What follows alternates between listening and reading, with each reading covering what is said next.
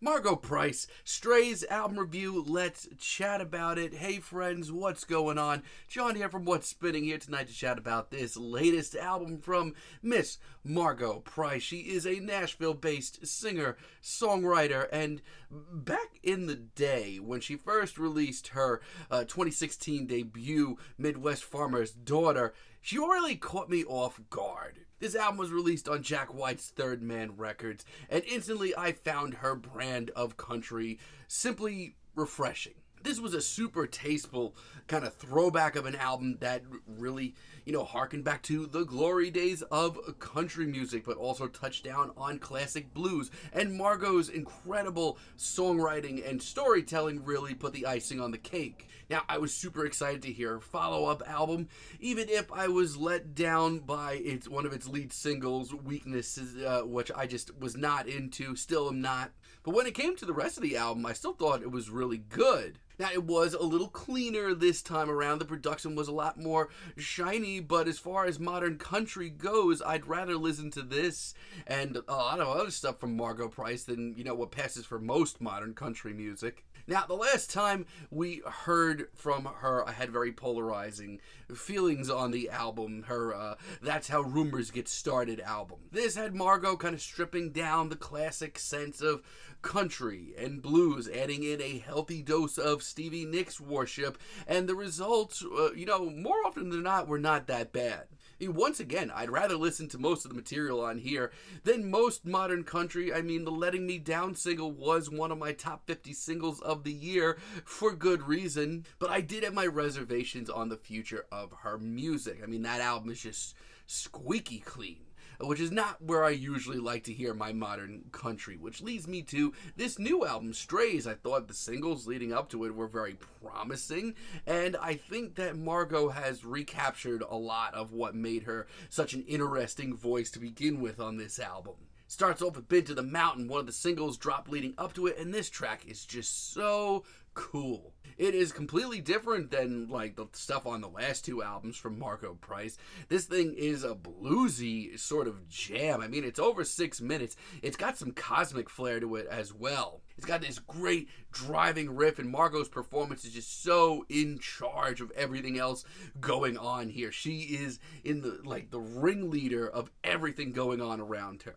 Her vocals are so passionate, and this is a real jam. Like I said, this is a long track, but it lets this track breathe, really lets that jam flow really nicely. The lyrics are super visual as well, which is something I love about a lot of this album. This track is fantastic, and I've only enjoyed it more over time. Yeah, a lot of this album is Margo kind of stripping down the glamorous side of her last album and trying a little something new, and I commend that. Light Me Up featuring Mike Campbell, on the other hand, is a very old school, light and airy ballad. It's probably the most overtly country thing here, and it is very light and fluffy, at least in the first couple of minutes, but that sort of strummed acoustic riff is just enough to give this track a little bit of an edge. But on top of that, this track does not really sit still. It picks up to a sort of rip-roaring track by its halfway mark. It's surprisingly epic, and A Change of Heart brings back the bluesier elements of her early records. This track is just heavenly. I love the rugged, sort of raw verses that we're getting here, and this chorus is really soaring and beautiful. It reminds me a lot of the 70s radio rock that I grew up with. I mean, her last few albums have always been, a definite throwback, especially her last album, but I would argue that tracks like this are much more tasteful. And Country Road is one of the best tracks here. This track is good enough to be a single. I mean, her storytelling on this track alone, as it is, makes it a must listen. It's an incredibly visual, stunningly vast, actual journey of a song that once again reminds me of where we started off with Margo. And once again, this is a plus 6 minute track. There's some beefy numbers on here, but Margo does a really great job of keeping them interesting. Maybe you haven't guessed it, but a lot of the material on here is very solid, and I'm really, really pleased to hear that. It's probably going to be one of the more solid country releases of the year.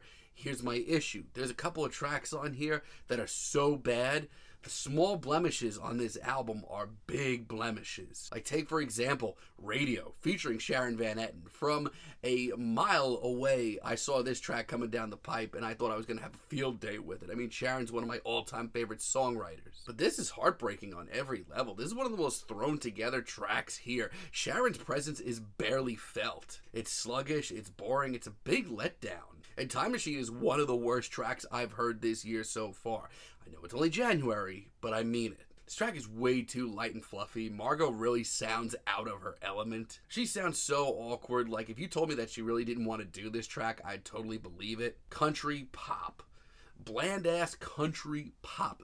That's where we're at. And Landfill as a finale, I mean, I get where she was getting at here. I mean, first of all, this doesn't sound like the finale, the epic finale that I was expecting here, especially with just how genuinely epic and as much of a journey as some of the tracks on this album are. And I certainly get some of her metaphors, but I just kind of find some of them cheesy. It's one of the more preachy tunes here, and her airier vocals on this track are not doing it for me. It's just a very, very average Margo Price track for a finale, and that's not what I was looking for. On the other hand, Hell in the Heartland Price is exactly my kind of country track. It's dark, it's gritty, it's got a deep atmosphere to it. And once again, Margo at the center of this track sounds like such a presence because she has become such a presence. I mean, I'm just so impressed with this sound. It's just so vast and visual. I didn't know she had that in her, but I'm glad that she does.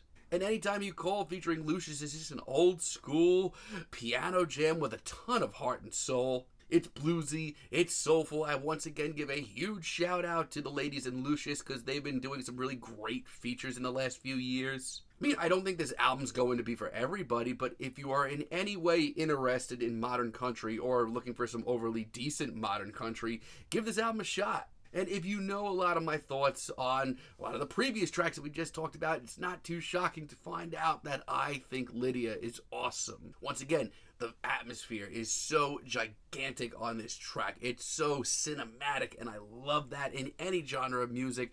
I didn't know Margo had it in her.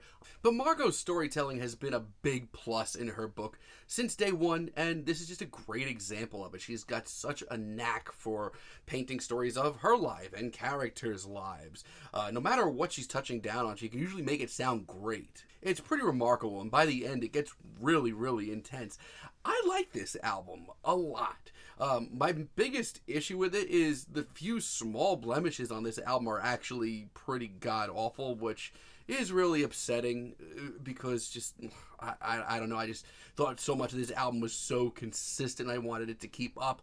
But, you know, the track with Sharon Van Etten and Time Machine are just so bad. But still, modern country standards, this is really good, and if you're into it in any way whatsoever, or you're interested in hearing some really above-average modern country, give this album a shot. I'm feeling a very strong 7 on this album, but let me know what you all think down below. If you like the video, be sure to give us a like, give us a subscribe, and let me know down below what you would like for me to chat about in the future. And until next time, have a great day, friends.